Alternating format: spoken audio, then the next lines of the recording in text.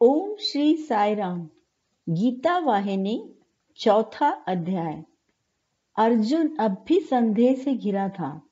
उसने कहा, भगवान, आप कहते हैं कि शारीरिक परिवर्तन जागृत, स्वप्न और निद्रा अवस्थाओं की तरह ही है, लेकिन जब हम गहरी नींद से जगने पर भी अपने अनुभव नहीं भूलते, तब पूर्व जन्म के अनुभव मृत्यु नामक घटना के होते ही विस्मृत हो जाते हैं। कृष्ण ने उत्तर दिया कि सब अनुभवों को याद रखना शक्य नहीं होता, फिर भी कुछ अनुभव याद रह जाते हैं, क्योंकि आत्मा नित्य है, वाहन मात्र ही तो बदलता रहता है। तब अर्जुन ने विषय बदला। ये विषय अर्जुन को ही नहीं, और लोगों को भी व्याकुल करता है। इसलिए कृष्ण ने कहा कि धीरस्त न मुह्यति। जो धीर पुरुष है, इस विषय के भ्रम में नहीं पड़ते। कृष्ण ये नहीं कहते कि अर्जुन को इससे भ्रमित नहीं होना चाहिए। वह तो सब अस्थिर मन वालों को शिक्षा देना चाहते हैं। संदेह के उठते ही कृष्ण ने प्रत्येक संदेह का निवारण किया।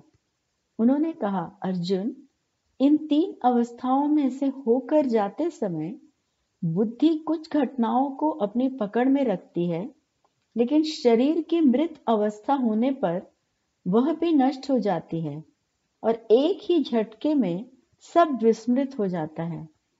स्मरण शक्ति बुद्धि की क्रिया है, आत्मा की नहीं। विचार करो कि अभी तुम निश्चित रूप से ये नहीं बता सकते कि अमुक दिन ठीक 10 वर्ष पूर्व कहाँ थे, लेकिन 10 वर्ष पूर्व तुम थे, इसमें कोई संशय नहीं। नहीं थे ऐसा नहीं कह सकते। तुम्हारे पूर्व जन्म की भी यही बात है। तब तुम थे, लेकिन ठीक ठीक याद नहीं कर पाते कैसे और कहाँ थे। बुद्धिमान मनुष्य ऐसे संदेहों से न तो भ्रमित होता है और न व्यग्र होता है। आत्मा मरती नहीं है, शरीर सर्वदा नहीं रहता है। क्या तुम ये सोचते हो कि तुम्हारे विरोधियों की आत्मा अपनी संभावित मृत्यु के लिए तुम्हें इस प्रकार संतप्त देख प्रसन्न होगी? ऐसा सोचना पागलपन है।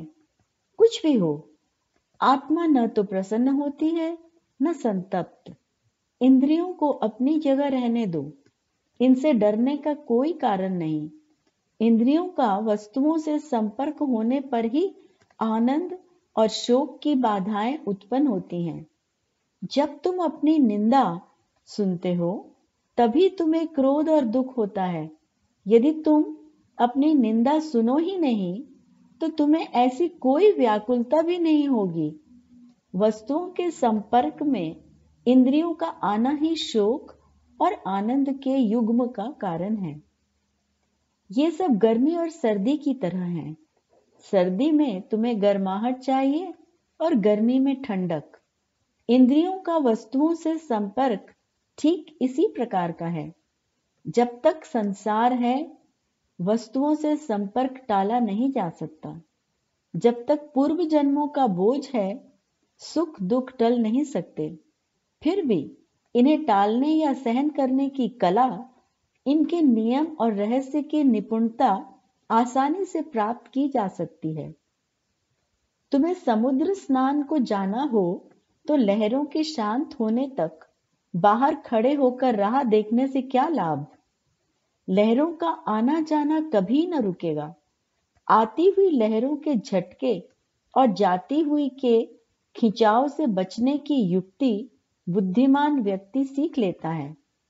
बहुत से लोग आलस्यवश इस कला का सीखना टाल देते हैं। अर्जुन, तितिक्षा का कवच पहनो, तब अच्छे या बुरे भाग्य के झटके तुम्हें हानि नहीं पहुंचा सकेंगे। तितिक्षा का अर्थ है विरोधी भावों के निरंतर संघर्ष के बीच मानसिक शांति बनाए रखना। शक्तिशाली का यह विशिष्ट अधिकार है। वीर की यही दौलत है। अशक्त व्यक्ति कभी स्थिर चित्त नहीं हो सकते।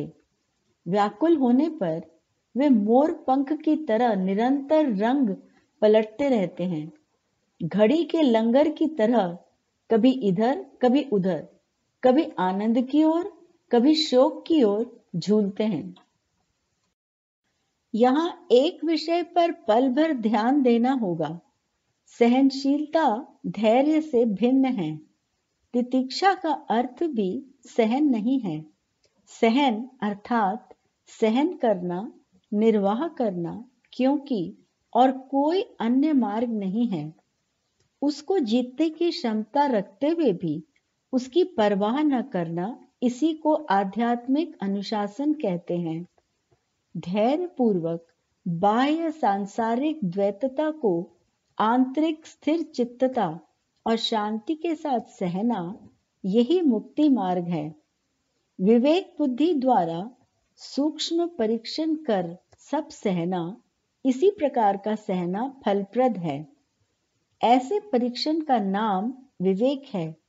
इसका अर्थ है आगमापायनः, बाह्य संसार के स्वभाव को, इस वस्तु संसार को और इसमें आकर जाने वाली अनित्य क्षणभंगुर वस्तुओं को पहचानने की योग्यता। साधारणतया मनुष्य सुख और आनंद ही चाहता है। कैसा भी दबाव हो, वह दुख और शोक नहीं चाहता। सुख और आनंद को ही वह अपना निकटतम शुभचिंतक समझता है और दुख व शोक उसको भयानक दुश्मन से लगते हैं। ये एक बहुत बड़ी भूल है। सुख की अवस्था में शोक का खतरा है। उस सुख के छिन जाने का भय मनुष्य का सदा पीछा करता रहता है। दुख जांच पड़ताल, विवेक और आत्म परीक्षण का प्रेरक है और बुरी से बुरी घटनाओं के होने का भय दिखाता है। वह तुम्हें आलस्य और अभिमान की निद्रा से जगाता है। मनुष्य होने के नाते अपने कर्तव्यों को सुखी मनुष्य भूल जाता है। सुख उसे अहंकार की ओर ले जाकर उससे अहंकार जन्य पाप करवाता है। दुख ही उसे सतर्क और तत्पर बनाता है। इसलिए दुख ही सच्चा मित्र है। अच्छे कर्मों के संचित मूलधन को सुख खर्च कर देता है और हीन प्रवृत्तियों को उकसाता है। वास्तव में सच्चा दुश्मन यही है। मनुष्य को वास्तविकता का ज्ञान दुख ही दिलाता है। वही विचार शक्ति को विकसित कर आत्मोन्नति करता है, नए व अमूल्य अनुभव देता है। सुख तो सशक्त और दृढ़ बनाने वाले अनुभवों पर पर्दा डाल देता है। इसीलिए कष्ट और दुख को मित्र मानना चाहिए, कम से कम दुश्मन तो नहीं समझना चाहिए। श्रेष्ठ तो यही होगा कि सुख और दुख दोनों को भगवान का दिया उपहार ही समझा जाए। व्यक्ति के लिए मुक्ति का सबसे सरल मार्ग यही है। इसे न जानना ही मूल अज्ञान है। ऐसा अज्ञानी व्यक्ति अंधा है। वास्तव में सुख और दुख एक अंधे आदमी और एक आंखों वाले आदमी की तरह हैं। अंधे के साथ आंख वाले का भी स्वागत होता है, क्योंकि वह सर्वदा उसके साथ रहता है। इस प्रकार सुख और दुख भी अलग नहीं हो सकते। इनमें से एक का स्वागत और दूसरे का त्याग नहीं किया जा सकता। कष्ट से सुख या मूल्य बढ़ता है। दुख के बाद सुख आने पर प्रसन्नता बढ़ती है। अर्जुन को सब द्वंद्व विरोधी अवस्थाओं की निरर्थकता का ज्ञान कराते हुए कृष्ण ने इस प्रकार कहा। तब अर्जुन ने पूछा, माधव, आपकी सलाह मानकर आवश्यक तितिक्षा पुष्ट की भी जाए तो उससे क्या लाभ? केवल धैर्य एवं सहनशीलता ही तो प्राप्त होगी, लेकिन ऐसी प्राप्ति से लाभ क्या मिलेगा? कृष्ण ने उत्तर में कहा, कुंती पुत्र, वीर पुरुष दृढ़ रहकर तूफानी जीवन समुद्र की लहरों के उतार चढ़ाव से लेश मात्र भी विचलित नहीं होता। ममत्व भाव उसके स्वभाव का एक अंग होने से चाहे कैसा प्रलोभन हो या विघ्न आए, वह अपना संतुलन न खो मानसिक संशय के नियम पालता है।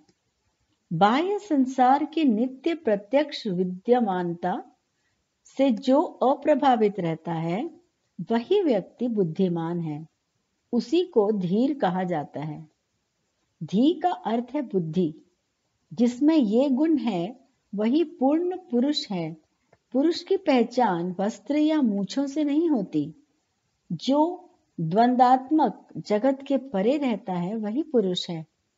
ऐसी पदवी पाने के लिए उसे बाह्य शत्रुओं के बदले आंतरिक शत्रुओं पर विजय पानी चाहिए।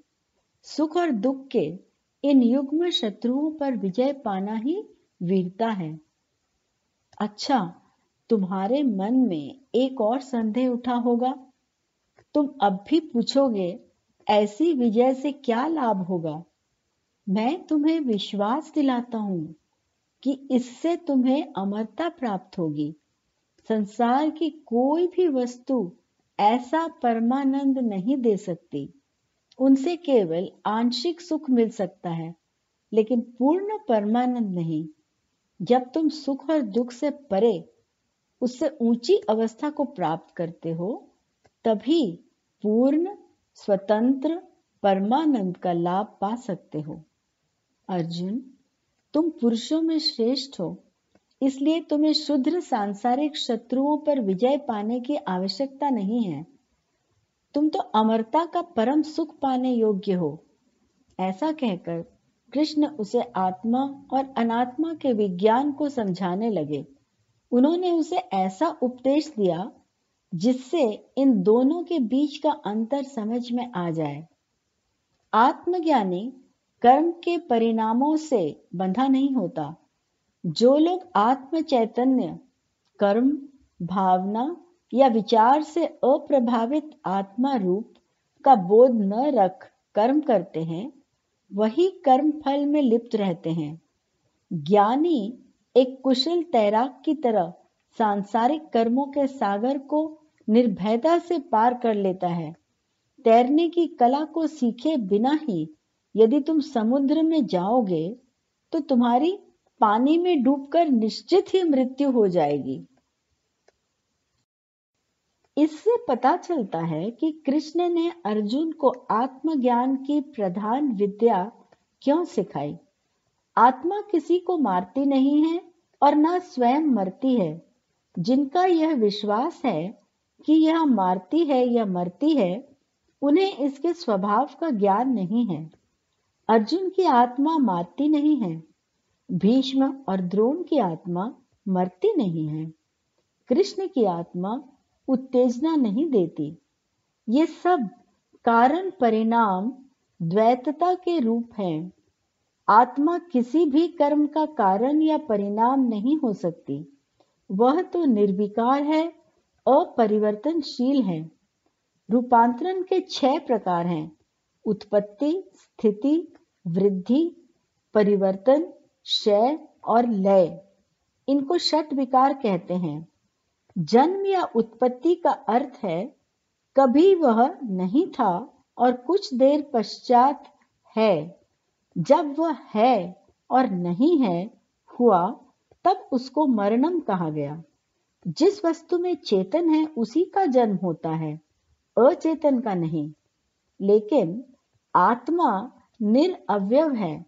उसका जब जन्म ही नहीं, तो वह मर कैसे सकती है? मारेगी भी किसे?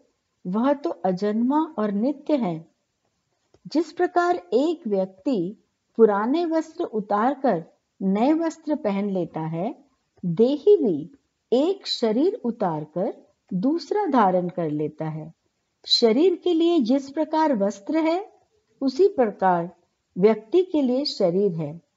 आत्मा के सत्य स्वरूप को समझ लेने पर तुम शोक नहीं करोगे।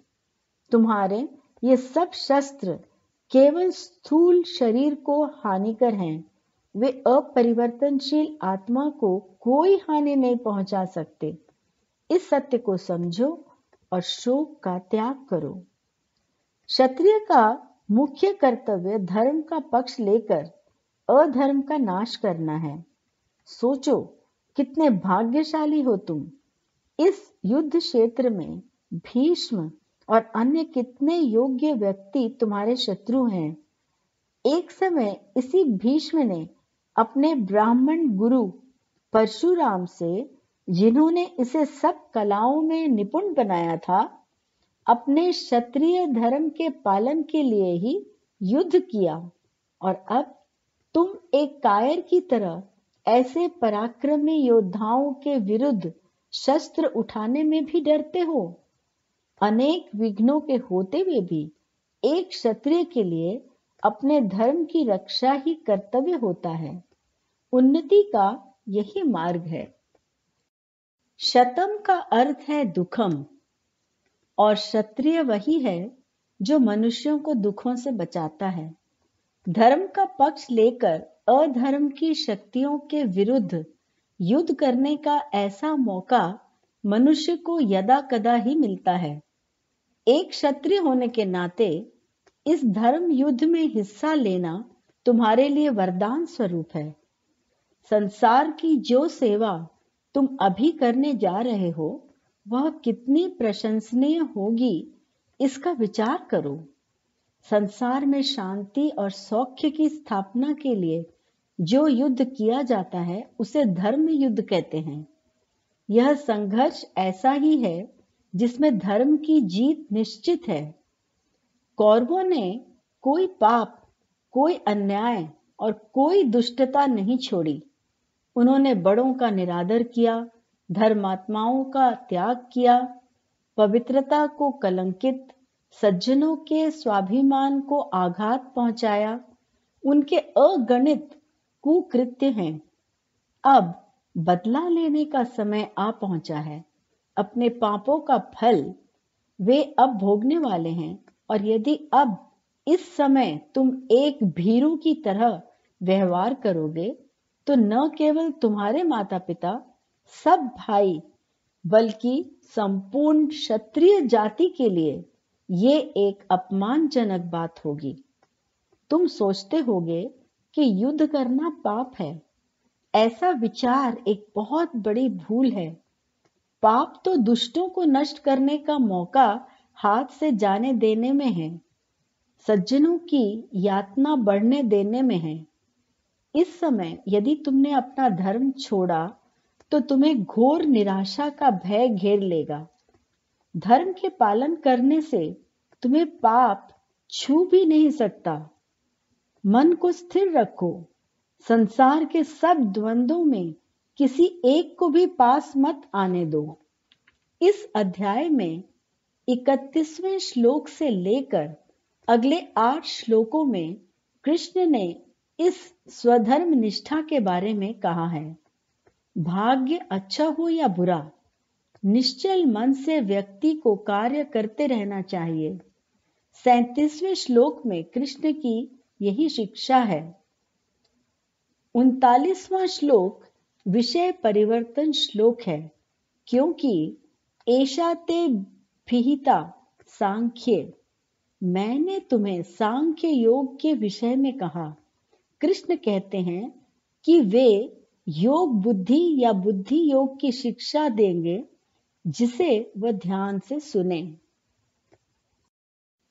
बुद्धि से युक्त होकर उसकी पूर्ण चेतनता में कर्म फल की प्राप्ति के त्याग को कृष्ण बुद्धि योगम कहते हैं। बुद्धि शुद्ध और प्रशिक्षित करनी होगी, अन्यथा कर्म फल मोह का त्याग और कार्यों को कर्तव्य या समर्पण समझकर करना असंभव हो जाएगा। ऐसी शुद्ध बुद्धि का नाम योग बुद्धि है। इसको पुष्ट कर अपने को कर्म के बंधनों से मुक्त करो। सत्य तो ये है कि वास्तविक तुम कर्म से ऊंचे और परे हो। तुम ये कहते हो कि कर्म के फलों का त्याग करना कठिन है, इससे तो मैं कर्म ही नहीं करूंगा। लेकिन यह असंभव बात है। कर्म करना अनिवार्य है। कोई न कोई कार्य तो करना ही होता है। एक क्षण के लिए भी कोई अपने को कर्म से रहित नहीं कर पाता। नहीं कश्चित क्षणमपि, गीता के 3 अध्याय में कृष्ण ने कहा है, अर्जुन, प्रत्येक कार्य या कर्म का आरंभ और अंत होता है, लेकिन निष्काम कर्म आरंभ व अंत रहित है। दोनों में यही भेद है।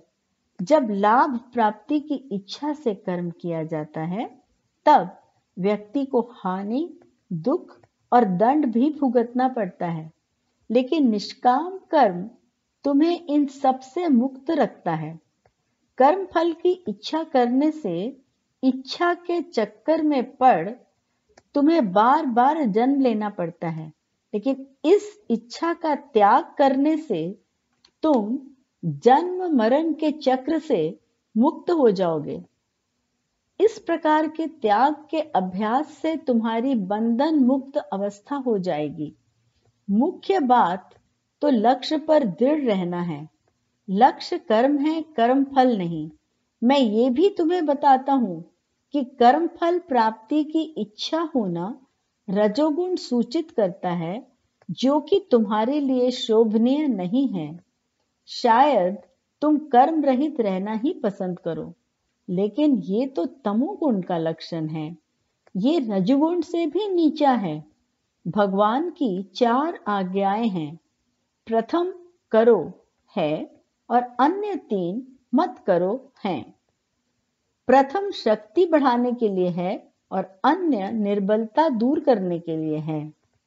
ध्यान रहे, केवल अर्जुन को ही यह उपदेश नहीं मिला, मानव मात्र को इसकी आवश्यकता है। अर्जुन तो मानव मात्र का प्रतिनिधि है। गीता के विद्यार्थी को प्रथम तो ये जानना है कि प्रधानतया गीता प्रत्येक साधक के लिए है। दूसरी ध्यान देने योग्य बात यह है कि गीता मनुष्य के प्रति कही गई, पशु पक्षी देवताओं और देवों के लिए नहीं। इच्छाओं द्वारा प्रेरित मनुष्य फल की कामना से कार्य करता है। कार्य से फल की प्राप्ति न हो तो वह कार्य करेगा ही नहीं। लाभ, पुरस्कार, फल मनुष्य यही तो खोजता है, लेकिन यह नियम उनके लिए नहीं कहा गया है जो गीता को अपने हाथों में भगवान का धर्मोपदेश पाने की इच्छा से लेते हैं। सभी अमृत नहीं चाहते, और यदि तुम चाहते हो तो यह प्रत्यक्ष है कि तुम अनंत सुख, अनंत मुक्ति प्राप्त करना चाहते हो। तब तुम्हें कर्म फल इच्छा का त्याग और भगवान के चरणों में सर्वस्व समर्पण कर उसका मूल्य चुकाना होगा। जय साईं राम।